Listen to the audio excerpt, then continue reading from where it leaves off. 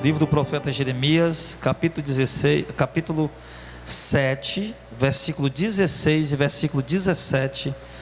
Tu, pois, não ores por este povo, nem levantes por ele clamor ou oração, nem me importunes, porque eu não te ouvirei. Não vês tu o que andam fazendo nas cidades de Judá e nas ruas de Jerusalém? Os filhos apanham a lenha, e os pais acendem o fogo, e as mulheres amassam a farinha para fazer bolo à deusa chamada Rainha dos Céus, e oferecem libações a outros deuses para me provocarem a ira. Acaso é a mim que eles provocam a ira, diz o Senhor, e não antes a si mesmo, para a confusão do seu rosto? Onde o Senhor Deus vinha trazendo, por meio já de Isaías, meio de outros profetas, Elias, Eliseu, e vinha sempre advertindo o povo, em relação à sua rebeldia, à sua desobediência, à sua insubmissão. E Deus já tinha, irmãos, dado tanta oportunidade a esse povo, e já tinha exortado tanto esse povo, que agora o profeta Jeremias está se pondo, se colocando diante do Senhor, para interceder a Deus pelo povo, porque Jeremias estava trazendo para o povo as ameaças de Deus, e dizendo para o povo: olha, se vocês não se converterem, Deus está mandando dizer para vocês, se vocês não consertar os caminhos de vocês, se vocês não se converter, a ira de Deus vai cair sobre vocês. E ele vinha dizendo isso: se vocês não se arrepender, se vocês não se consertar, a ira de Deus vai cair sobre vocês. Só que o povo não dava ouvido, o povo estava de coração endurecido, até que chegou um ponto, irmão, que o Deus que estava mandando avisar o povo, por misericórdia do povo, o Deus que estava levantando profetas para avisar o povo se arrependa, o povo se converta, o povo abandone seus maus caminhos, e o povo estava com o coração duro, e não dava ouvido à voz do Senhor, até que chegou o ponto de Jeremias estar querendo orar para Deus ter misericórdia daquele povo, e Deus adverte a Jeremias, como nós acompanhamos aí: Jeremias, não levante por eles, não ore por este povo, não levantes por ele clamor, não me importunes, porque eu não te ouvirei. Irmão, Deus está dizendo a Jeremias: Jeremias, eu sou teu Deus, eu ouço tuas orações, eu atendo as tuas petições, e tu sabes disso, mas não ore mais por esse povo, porque essa oração eu não te atenderei, porque essa petição eu não te darei. Olha, meu irmão, Deus estava negando o pedido da oração de quem? Do pastor Jardel? Do diácono Auricelli? Do pastor Zezinho? Do evangelista Heitor? Não, meu irmão, Deus estava negando um pedido da oração de ninguém, nada mais, nada menos do que o profeta Jeremias.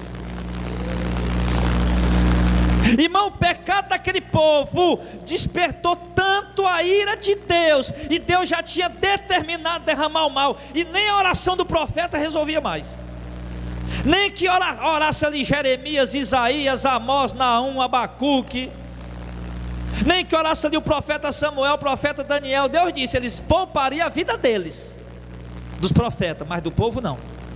Ainda que esses homens orassem a mim, o Senhor diz lá, eu não ouviria, eu pouparia a vida deles, poderia ser justo, mas do povo não. Deus estava determinado, Deus já tinha dado a sentença. Mas Luiz, dê mais um agudozinho, um ganhozinho, por favor. Deus já tinha dado a sentença, irmão. Sim. E por que Deus deu a sentença? O verso 17, Deus disse: Jeremias, não vês tu o que andam fazendo nas cidades de Judá e nas ruas de Jerusalém, Jeremias? O que, Senhor? Os filhos apanham a lenha, os pais acendem o fogo, e as mulheres amassam a farinha para fazer bolo à deusa chamada Rainha do Céu, e oferecendo libações a outros deuses para me provocar a ira. O que Deus está dizendo? Jeremias, os filhos apanham a lenha, os maridos acendem o fogo, e as mulheres faz a massa para fazer bolo, para oferecer para outros deuses, ou seja, as famílias. Não é apenas os filhos que estão desviados, não é apenas os pais que estão desviados, não são apenas as mães, as esposas, os maridos que estão desviados, é a família inteira, Jeremias, que está corrompida. Olha para aí, Jeremias, como é que tu quer? Olha, presta atenção, Jeremias, aquele menino passando com a carga de lenha, para que é? Para acender fogo. E quem que vai acender o fogo? É o pai dele. E para que esse fogo aceso? Para queimar incenso à rainha do céu. E quem vai fazer as oferendas? É a mãe deles. Então como é que tu quer que eu ouça a oração tua em relação a esse povo, Jeremias? Deus deu a chance de arrependimento, irmão. Deus deu a chance de conversão. Deus chamou a atenção, Deus avisou, Deus exortou. Passou, mas só Jeremias foram 10 anos. Só Jeremias foi 10 anos profetizando, de madrugada, de tarde, de noite, ao meio-dia, e o povo de coração duro. Olha que coisa triste. Você vê que a família estava toda envolvida. Jeremias, ó, e o marido sabe, está aí, ó, ele que acende o fogo, e os filhos também sabem, eles quem pega a lenha. Está aí, é um complô, Jeremias. Estão adorando outros deuses para me despertar a ira, a minha ira. Agora eu lhe pergunto uma coisa: por que é que o povo de Judá estava praticando isso? Nós vamos ver lá em Jeremias capítulo 44. Pastor Jadé, um povo que conhecia Deus, um povo que viu as maravilhas de Deus quando tirou eles do Egito, um povo que tinha lei, que tinha os estatutos, a única nação na face da terra escolhida por Deus, um povo que tinha as leis, que tinha os reis levantados por Deus, o único povo que o governo era teocrático, que era governado pelo próprio Deus, por intermédio dos reis que Deus levantava, um povo que tinha profetas enviados pelo Deus Todo-Poderoso para alertá-los, um povo que conhecia a vontade de Deus, que sabia a vontade de Deus, estava adorando a deusa chamada, fazendo bolos, adorando a deusa chamada Rainha do Céu. E quem era essa deusa chamada Rainha dos Céus? Acredita-se, né, que é uma alusão à deusa Ishra, ou Astarte, que era cultuada na Mesopotâmia, certo? Na época quando Judá ficou debaixo da vassalagem assíria, o culto a essa divindade foi introduzida pelos assírios. Quando o povo de Judá ficou debaixo do jugo do povo assírio, e ficaram dominados pelos assírios, aí os assírios introduziram esse tipo de culto. Mas entenda uma coisa, a essa deusa, mas entenda uma coisa, o povo de Israel não está mais debaixo do jugo dos assírios. Os chefões, os vassalos assírios, os mandões, não estão mais ali para oprimir o povo. Adore a Rainha do Céu, não estão mais lá. Eles agora estão adorando de fato, por quê? Porque de fato gostaram de fazer isso, porque de fato desejam adorar, porque uma coisa era você dobrar o joelho à força, mas o teu coração está em Deus, e outra coisa era você dobrar o joelho por livre e espontânea vontade. Mas mesmo no tempo de alguns anos depois, nós vamos ver o exemplo de Daniel, por exemplo, que mesmo debaixo do reinado de Nabucodonosor, de um rei totalmente brutal, que assassinava, que torturava, que despedaçava pessoas que não lhe obedeciam, Daniel não se dobrou diante da imagem dele.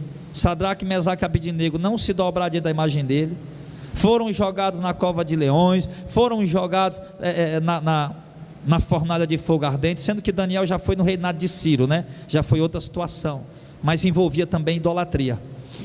Esses homens permaneceram fiéis a Deus, mesmo sendo forçados. Mas agora o povo está livre, o povo já está de volta à terra de Judá, ao território de Israel. O povo não tem mais mandões, vassalos ali dizendo que eles têm que adorar a Rainha do Céu. Eles agora estão adorando porque eles simplesmente querem fazer isso. E eu vou lhe explicar o porquê. Porque há um espírito de engano que opera por trás da idolatria. Leia em Jeremias 44. Jeremias foi lá Primeiro no verso 44, primeiro no verso 4 e no verso 5, só para poder passar aqui, de passagem. O Senhor diz assim: eu vos enviei todos os meus servos, os profetas, madrugando e enviando a dizer: ora, não façais essas coisas abomináveis que aborreço. Mas eles não deram ouvidos, nem inclinaram os ouvidos para se converterem da sua maldade, para queimar incenso a deuses estranhos. Pronto, é que ele diz o que já foi confirmado, no capítulo 7, que Deus tinha levantado profetas, madrugando e enviando para advertir o povo. O povo, coração duro, preferia praticar idolatria. Mas por quê? Verso 15: então responderam o povo, responderam a Jeremias todos os homens que sabiam que suas mulheres queimavam incenso a deuses estranhos, e todas as mulheres que estavam em pé em grande multidão, porque Jeremias tinha convidado o povo, como também todo o povo que tinha na terra do Egito, em Patros, dizendo: olha lá, quanto à palavra que nos anunciaste em nome do Senhor, não te obedeceremos a ti. Por quê? Verso 17: antes certamente cumpriremos toda a palavra que saiu da nossa boca. O que é que saiu da boca dele? Queimaremos incenso a Deus, a chamada Rainha do Céu, e oferecendo libações, como nós e nossos pais e nossos reis, nossos príncipes temos feito nas cidades de Judá e nas ruas de Jerusalém. E tivemos então fartura de pão e andávamos alegre e não víamos mal algum.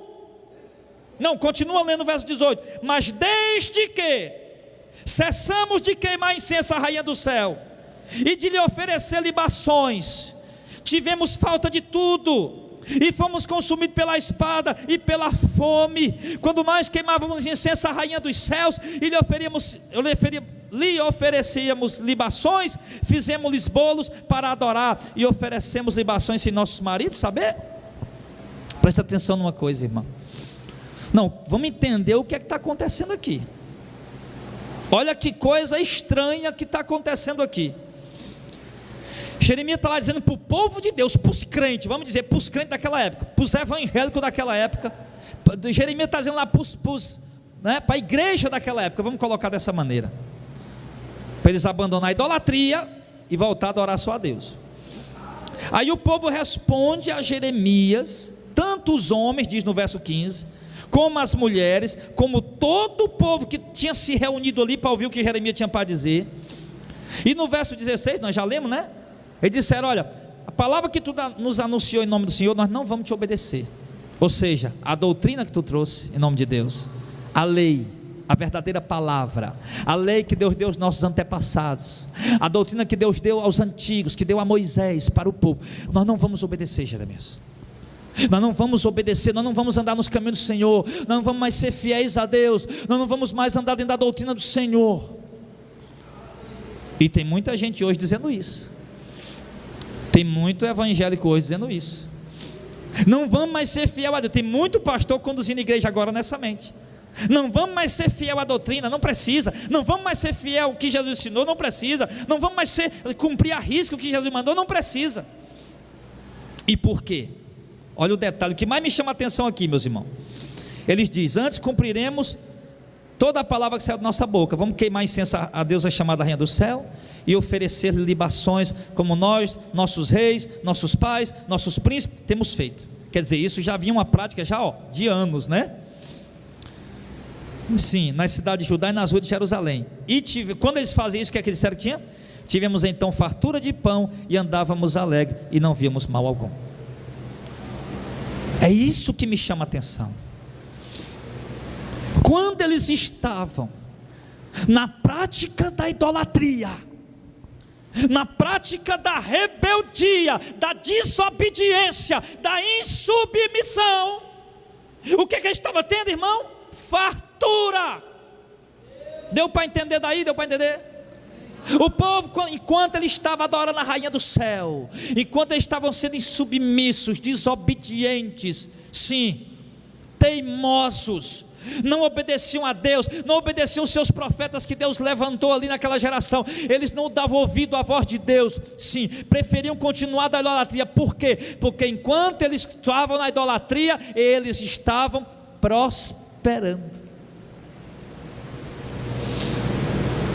E ele diz no verso 18: desde que nós cessamos de queimar incenso à rainha do céu e de lhe oferecer libações, nós tivemos falta de tudo, e fomos consumidos pela espada e pela fome.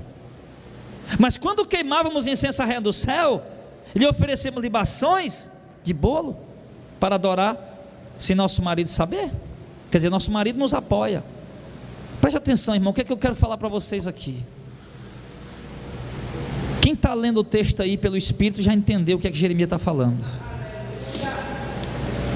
O povo está dizendo: ó, Jeremias, quando nós deixamos, verso 18, ó, quando cessamos de queimar incenso à rainha do céu e lhe oferecer libação, tivemos falta de tudo. O que é isso? Jeremias, quando nós obedecíamos a Deus, nós estávamos adorando a rainha do céu, Jeremias, nós estávamos prosperando, tinha fartura de tudo, estava tudo bem, tinha paz, as portas se abriam, tinha fartura, estava tudo em paz, aqui da casa, a família, tudo, tinha prosperidade, tinha dinheiro, tinha tudo, porta aberta, quando estava adorando a rainha do céu. Mas aí, Jeremias, tu chegou com essa tua pregação para nós abandonar a rainha do céu, e nós abandonamos. Aí nós passamos a obedecer a palavra do Senhor, aí nós passamos a seguir a palavra de Deus, aí nós passamos a obedecer a verdadeira doutrina, Jeremias. Aí quando nós deixamos de adorar a rainha do céu para ser fiel a Deus, a coisa complicou para o nosso lado. Oh Deus maravilhoso. Rapaz, eu vejo aqui Deus escrevendo torto, né? Certo por linhas tortas. Não era para ser o contrário não, irmão Rosimedo? Não era, irmão Jacques? Era. Quer dizer, o cara está servindo a Deus, adorando a Deus, aí é que era para ele prosperar, aí era que está em paz na casa dele, não era não? Na família, tudo ditando certo, portas abertas, tudo. Mas não, estava o contrário. Quando ele estava servindo a Deus, era que as portas fechavam, era que eles passavam necessidade, era aqueles que faltava pão, é que vinha guerra, vinha luta, dificuldade, problema. Aí quando eles iam para a idolatria, as coisas melhoravam. Quando eles se afastavam de Deus, aí as coisas prosperavam. Você está entendendo aí a coisa, irmão? Não é interessante isso? Mas sabe por quê? Porque Deus é um Deus que prova o povo que Ele vai salvar. Por que Jesus não veio montado num cavalo branco vestido de ouro? Jesus veio igual um camponês, com roupa simples, sim, como um marceneiro. Jesus, sim, como é que Jesus veio andando de pés, com linguagem simples, com postura simples, com veste simples, com calçado simples? Porque Deus queria que o povo crescesse nele pela fé e não pela aparência. É a mesma coisa que Deus está fazendo hoje, meu irmão. É por isso que quando você se converte a Jesus e você sai da idolatria, das heresias, das falsas doutrinas e passa a seguir o verdadeiro evangelho, porta se fecha, vem luta, vem dificuldade, vem levante, vem tribulação, vem necessidade, o inimigo se opõe, meu irmão, porque Deus está forjando a tua fé, Deus está trabalhando na tua vida e está preparando você para que quando Ele vier, tua fé esteja em alta e se ache em louvor e glória no dia do Senhor.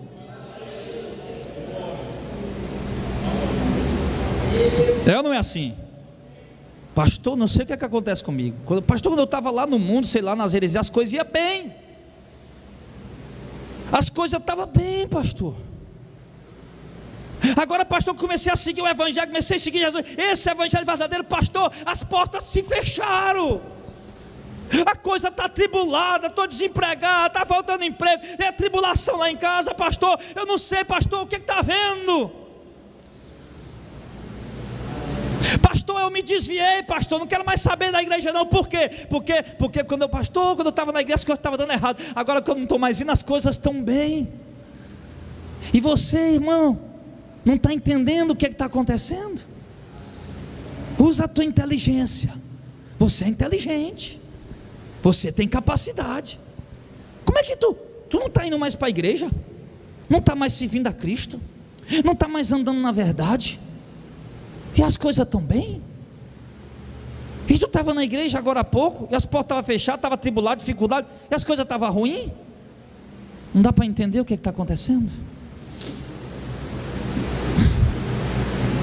É Deus que está provando a sua vida, meu. Irmão, Deus é um Deus que trabalha provando a nossa fé.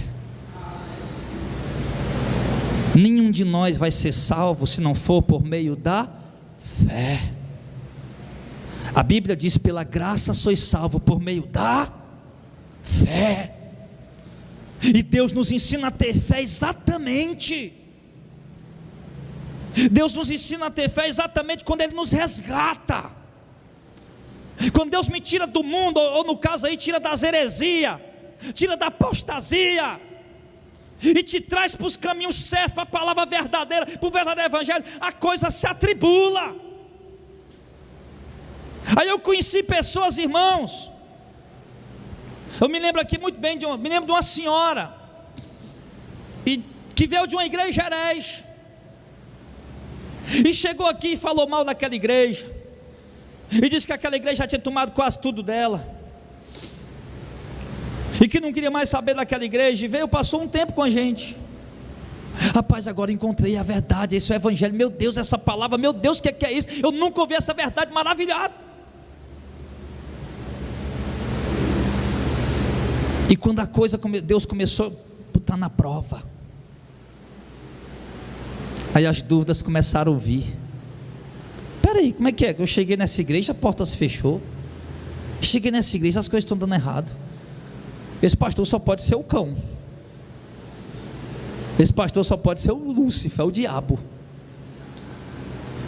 Não, mas o que ele prega é a verdade. Não, mas que negócio é esse? Que dúvida é essa? E a dúvida venceu aquela mulher. Ela desprezou a verdade que estava ouvindo e aprendendo e seguindo, para voltar para as heresias, porque lá tem portas abertas, lá tem prosperidade, lá tem 10 vezes mais, lá a pessoa se torna cabeça e deixa de ser cauda, lá a pessoa fica por cima e sai de baixo, e não entendeu que o propósito de Deus comigo, contigo, meu irmão, não se resume aqui nessa terra. O propósito de Deus comigo e contigo é nos preparar para nos levar a salvo para o seu reino celestial. E Deus nos prepara, é assim, meu irmão, é na prova, é na dificuldade, é na luta. Aqui o texto mostrando um exemplo. Quer mais exemplo? Quem era Jeremias antes de ser chamado por Deus? Um garoto, filhinho de papai. O pai dele era um dos sacerdotes lá de Anatote. Aí Jeremias era um menino, né, criado, filho de um sacerdote, né, tinha sua comidinha direitinha, tinha sua roupinha direitinha, né, o pai dele, o sacerdote recebia o dízimo dos dízimos, né, que entrava na tribo de Levi, que era os dízimos, o sumo sacerdote recebia o dízimo dos dízimos. Então o pai dele tinha um sustento, tinha roupinha, né, tinha calçado, tinha escola, tinha tudo o que ele precisava, e tinha fartura. Mas e quando Deus chama Jeremias, que Jeremias agora torna-se um profeta, que Jeremias torna-se agora, está cheio do Espírito Santo, como é que fica a vida daquele homem? Você lembra? Começou a apanhar, porque começou a pregar o verdadeiro evangelho. Jogaram ele num lugar chamado a casa de Jonas. Depois colocaram ele dentro de uma cisterna, onde havia lama até o joelho. Jeremias ali defecava, urinava no meio daquela lama, e passou dias ali, e os caras jogavam pão lá de cima, caía dentro daquela sujeira. Ele tinha que comer para não morrer de fome.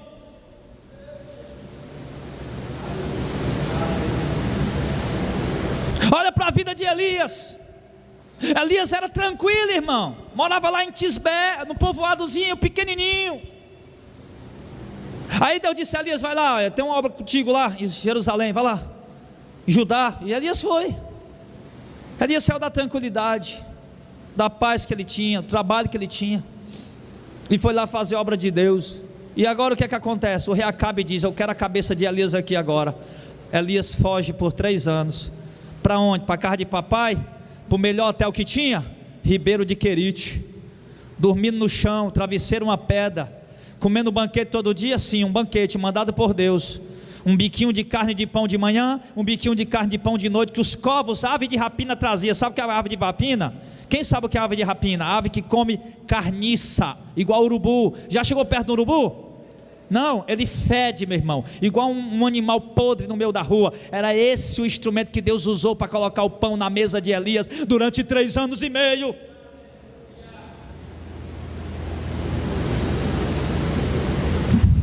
Aí tem Eliseu, que também teve suas dificuldades. Tem o profeta Oséias, Amós ou Oséias, sempre eu confundo.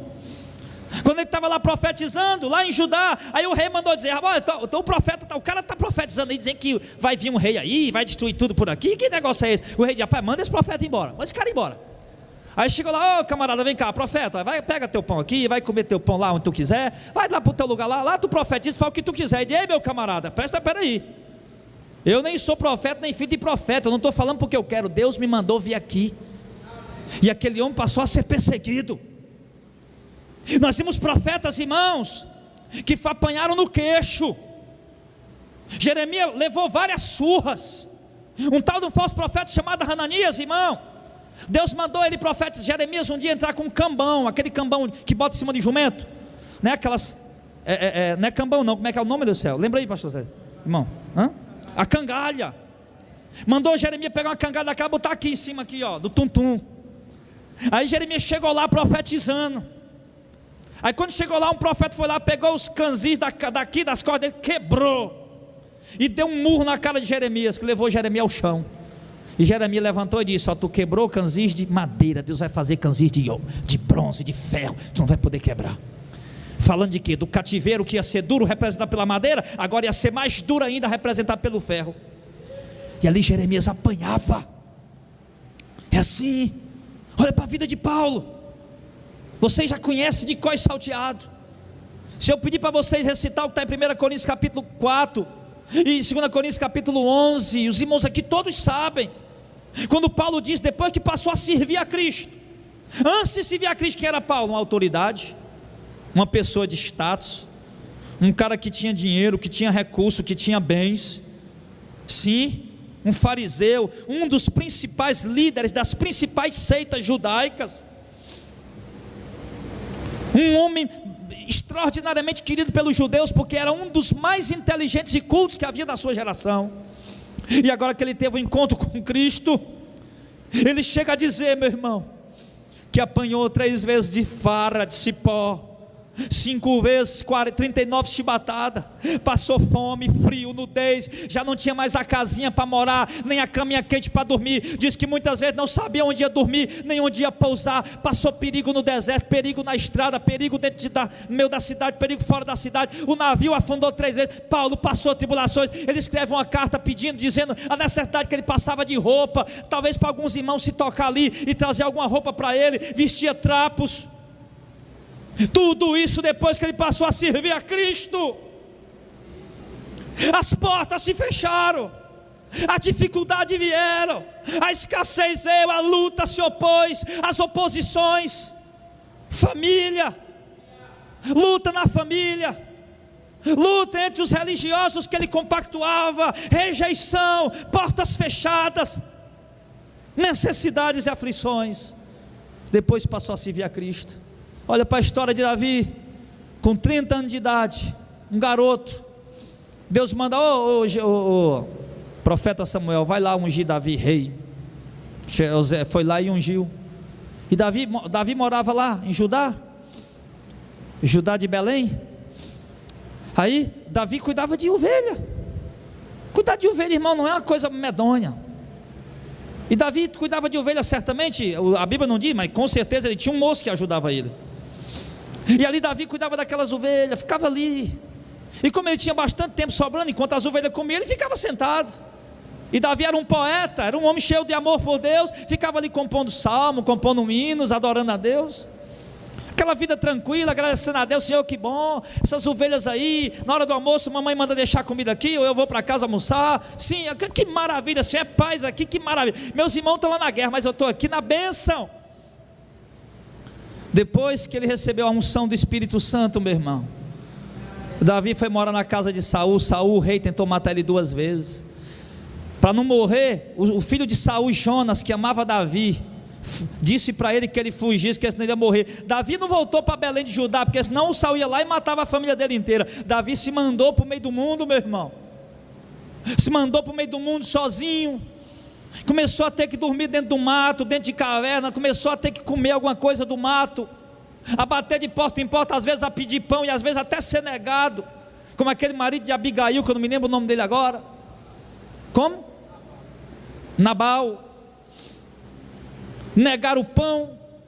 E Davi passando ali luta, dificuldade, angústia. Sim, Davi ali oprimido, deprimido, triste, meu irmão. As dúvidas na mente dele. Peraí, quando Deus não estava comigo, quando o Espírito Santo não estava em mim, eu tinha uma vida tranquila. Agora que Deus me ungiu, que o Espírito está sobre mim, minha vida está atribulada. Imagina as confusões na mente daquele garoto, meu irmão. Mas aí eu imagino as confusões. Uma hora Davi quer ceder para a carne, mas outra hora o Espírito Santo vem com tanta força, que Davi compôs um louvor no meio dessa tribulação, quando ele disse assim: firme está, ó Deus, o meu coração nas tuas promessas. Oh glória. Davi sabia que o caminho do homem de Deus é pelo deserto. Davi sabia que Deus conduz o homem por caminhos estranhos.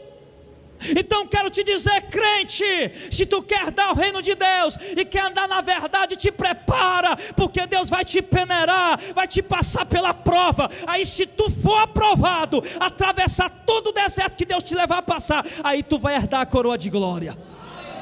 Mas se não, meu filho, pode ter certeza que não haverá recompensa para você, de modo algum. Sim.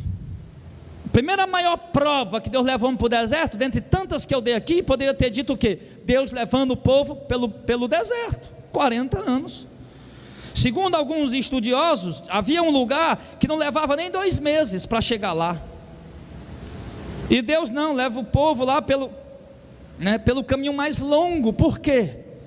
Porque Deus tinha que mostrar para aquele povo, ó, se eu levar pelos caminhos curtos, eles vão achar que foi eles que foram pelo braço deles, a mão deles é pertinho. Vou levar ele pelo caminho do deserto, eles vão precisar de pão, eu vou dar. Vão precisar de água, não vai ter, mas eu vou prover. Vão precisar, até a hora que vai estar enjoado do pão, vão querer comer carne, aí eu vou mandar o tanto que eu quiser. Sim. Aí de dia o sol é muito quente, mas eu vou colocar uma nuvem para fazer sombra para eles. De noite é muito frio, aí eu vou colocar uma coluna de fogo, tanto para iluminar o caminho, como para esquentar um pouco para eles. E aí quando cheguei, vou colocar ele pelo caminho onde há nações opressoras, onde vão ter que lutar, e eu vou dar vitória para eles, para quando eles se estabelecer como nação, eles saibam que não foi pelo braço dele, mas foi pela mão do Senhor, o general dos exércitos. Deus, irmão, é um Deus que nos prova. Nós não podemos permitir, irmãos, e achar que nós, irmão, que estamos passando pelas provas por estar nos caminhos do Senhor, tem alguma coisa errada. Não tem nada errado. Errado estaria se você não estivesse passando por prova. Sim, lá em Hebreus 12, se eu não me engano, ele diz o que? O Senhor repreende, disciplina e corrige e açoita a todo que Ele ama e a todo que Ele recebe por filho. Ele vai dizer, se você está sem disciplina, então é porque você não é filho, você é um bastardo. Sim.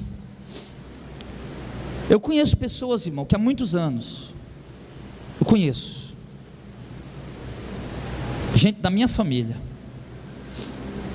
que há muitos anos está afastado do Evangelho, distante mesmo, longe, sabe, tão longe do Evangelho.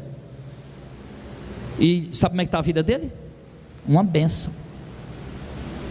Tem prosperidade, tem saúde, tem dinheiro. Mas quando ele estava na igreja não tinha isso não. Tinha prova, tinha luta, tinha dificuldade. Aí eu até já fui lá falar para eles várias vezes: olha, meu irmão, não te ilude com isso aí não. Tu está longe do Senhor, está tudo bem para ti, o diabo está te enganando. O espírito que operou a deusa chamada Rainha do Céu está operando aí, te enganando. Uma hora dessa, ou cedo ou mais tarde, meu filho, se Deus tem negócio contigo, a casa vai cair.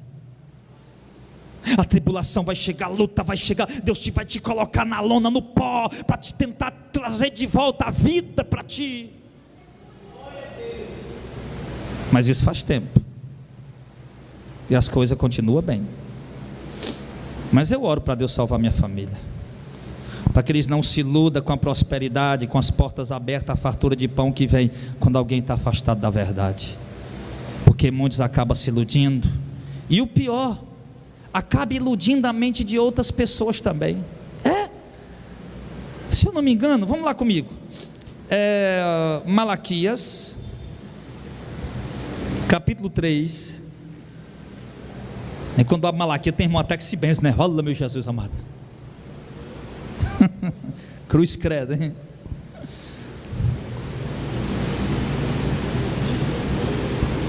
Quando eu digo abre Malaquias, os irmãos buscar o olho, os olhos, rasbugar os olhos. Do de capítulo 3, o irmão se arrepia. Aí quando eu pulo lá para o versículo 3, aí os irmãos se aliviam, né? Vamos pensar que é repetidíssimo. Olha aqui, Malaquias 3, 13. As vossas palavras foram agressivas para mim, diz o Senhor. Mas vós dizeis: que temos falado contra ti, Senhor? E Deus responde dizendo: vocês dizem, inútil é servir a Deus, que nos aproveitou termos cuidado em guardar os seus preceitos e andar de luto diante do Senhor? Ora, pois nós reputamos por bem-aventurado os soberbos, também os que cometem impiedade se edificam. Sim, eles tentam a Deus e escapam. Você entendeu o que ele está falando? Você entenderam? O que é que o povo estava dizendo? Rapaz, o que é que trouxe de proveito para nós? Nós temer a Deus, fazer as renúncias, servir o Senhor com o nosso coração. Só veio luta, tribulação e dificuldade. Olha para os soberbos aí. Olha para os soberbos. Olha a vida deles. Eles não temem a Deus, eles não obedecem a Deus, eles não renunciam, eles não andam nos caminhos do Senhor, e a vida deles está uma bênção. Eles se edificam, eles prosperam, vai tudo bem com eles. Deu para pegar aí? Amém? Oh, glória. Aí no verso 16: aí aqueles que temem ao Senhor, os que estavam na prova, mas estavam sendo fiel, fala cada um com seu companheiro, faz um ponto e vírgula, né? Eu imagino o que é que ele dizia, hein? Companheiro, seja forte aí. Companheiro, não dá ouvido àqueles lá não, estão desviados, estão prosperando. Seja forte, continua sendo fiel a Deus. Não vai na onda desses camaradas, fica na palavra, fica na presença. Aí ele diz que Deus ouviu o que ele dizia, e o Senhor atenta e ouve. E há um memorial escrito diante dele, de Deus, para os que o temem ao Senhor e para os que se lembram do seu nome. Deus diz que tem até um memorial escrito diante dele para essas pessoas, mesmo na luta, na prova, na tribulação, estão sendo fiel a Deus. E eles serão meus, diz o Senhor dos Exércitos. Naquele dia que farei, serão para mim em particular tesouro. Poupá-lo-eis como um homem poupa o seu filho que o serve. Então verei outra vez a diferença entre o justo e o ímpio, entre o que serve a Deus e o que não serve. Deus está dizendo que a diferença entre o que está na verdade e o que está no engano, entre o justo e o injusto, entre o ímpio e o santo, entre o que anda nos caminhos de Deus e o que não anda, não vai ser manifestado, não é hoje. Porque o povo é assim, ó, deixa eu ver aqui. Tem dois irmãos aí, está aqui o pastor Zezinho e o diácono Auricélio. Vamos ver quem está servindo a Deus de verdade, quem Deus é com ele. Opa, peraí. Não, Deus, pastor Zezinho está prosperando, né? Aí está cheio de dinheiro, tem um carrão, né? Empresário. O Auricélio não, o Auricélio tem um empreguinho, né? É uma vida simples, não tem dinheiro. Não, Deus está com o Zezinho. Deus está com o Zezinho. Era isso que o povo pensava. Aí o Auricélio aí bate nas portas, as portas não se abrem, bota currículo, não abre porta de nada, é tribulação, não sei o que, papapá. E o pastor Zezinho, não, tudo dá certo para ele. Deus está com o pastor Zezinho. Mas o que é? Oi, pastor Zezinho? Na visão deles, errada, né? Eu estou dando um exemplo aqui. É claro que Deus está com o pastor Zezinho e com o diácono Auricélio, né? Em nome de Jesus. Salmo 73, vamos já pegar. Então entende, irmão. Aí Deus está falando aí para eles, ó. Aí na visão do povo era isso. Não, Deus está com aquele ali, aquele está prosperando, está dando certo. Daquele outro não. Aí eles começaram a achar que não valia a pena servir a Deus, renunciar a tudo, mas tinha que ser igual aqueles outros, que estava tudo dando certo para eles. E eles não entendiam que Deus levava o homem pelo caminhos de prova.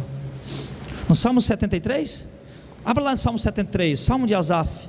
Asaf, quando foi olhar para a prosperidade dos ímpios, ele pensou em desviar. Vamos ver.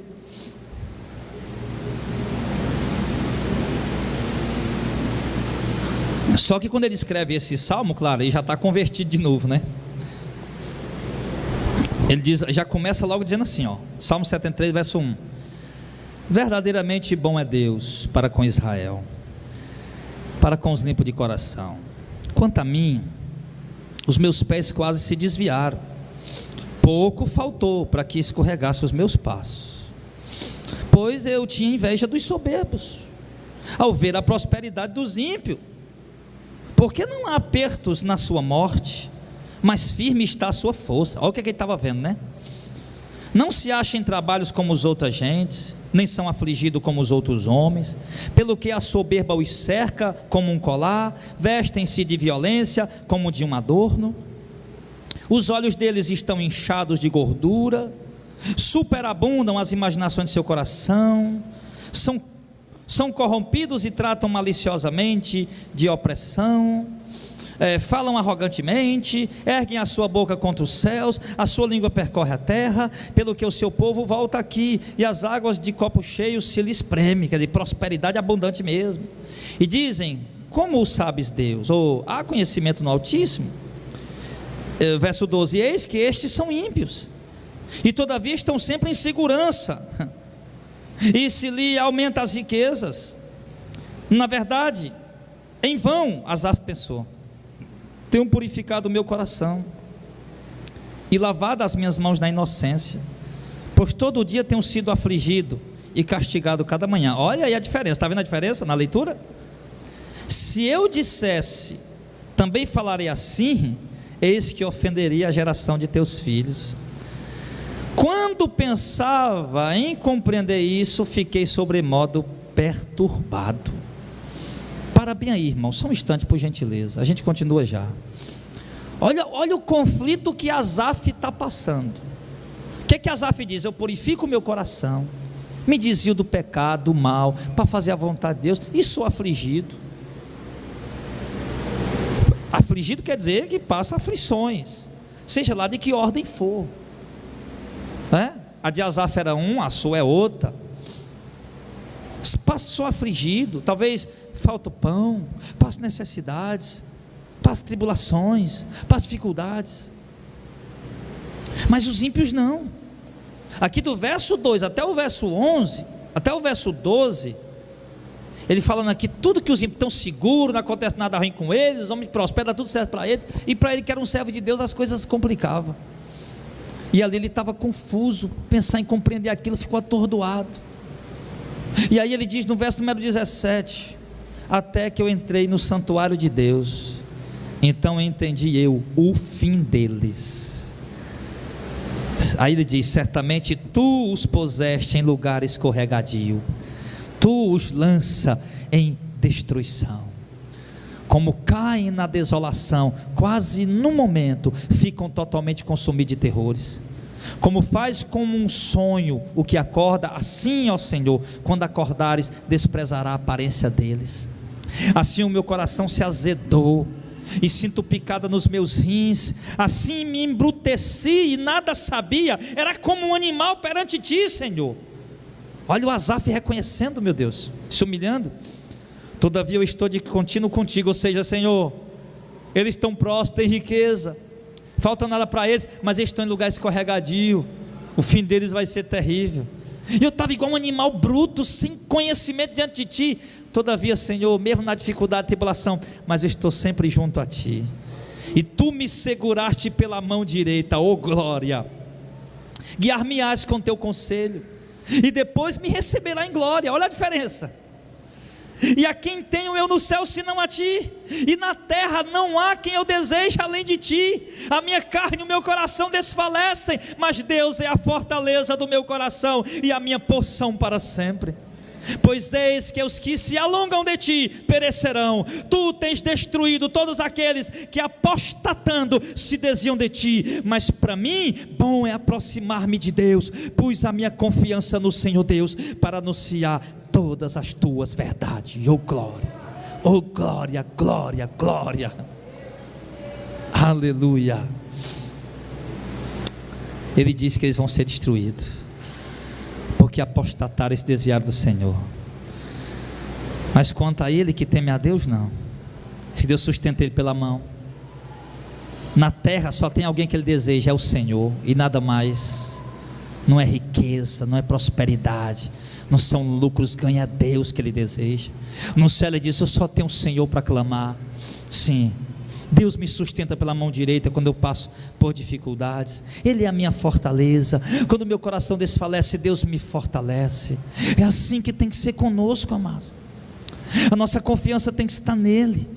Não podemos, Asaf, por um momento escorregando os pés.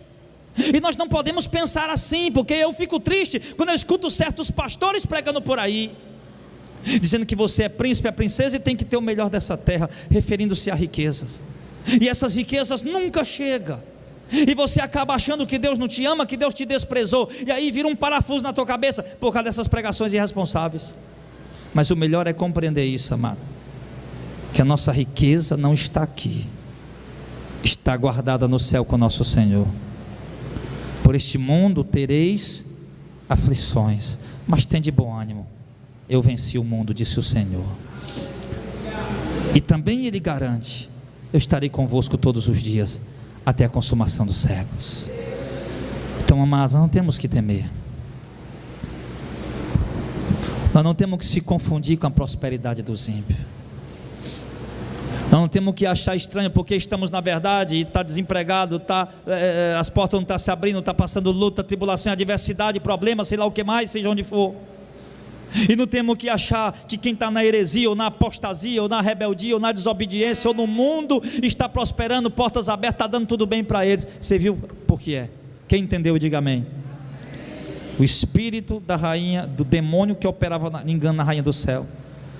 Jeremias, voltamos. Quando nós oferecíamos sacrifício a Deus, as coisas estavam feias para o nosso lado. Quando nós adorávamos a Deus, obedecia a tua palavra. Mas agora, Jeremias, nós estamos servindo a rainha do céu, nós estamos prosperando. Aí nós fomos fazer um teste, deixar de obedecer, de servir a rainha do céu, para seguir a palavra do Senhor. Não é que a coisa piorou de novo, Jeremias? Aí nós voltamos para a rainha do céu de novo, para as coisas ficar bem. Então toma cuidado, irmão. Só há um Deus, e eu lhe asseguro que Ele não é a rainha do céu. E só há um evangelho, só há uma doutrina, uma verdade, e essa é a palavra do Senhor que nós temos anunciado, e que nós possamos nos firmar nela, independente se está passando por provas ou por fartura. Paulo disse: eu aprendi em tudo a me contentar com tudo. Eu sei ter fartura e sei também passar necessidade. Eu sei ter muito e sei também ter pouco. Em tudo eu estou instruído, porque ele vivia para a glória de Deus. Que sejamos assim nós, que não fiquemos confundidos quando vimos um herege ou uma apóstata, com as portas se abrindo, prosperando, as coisas dando certo. Nós nunca olhamos para isso. Asaf olhou e os pés escorregou. Que nós olhemos apenas para o alvo, que é Cristo Jesus, o nosso Senhor. Sim. E não permita que Satanás confunda a sua mente, o seu coração.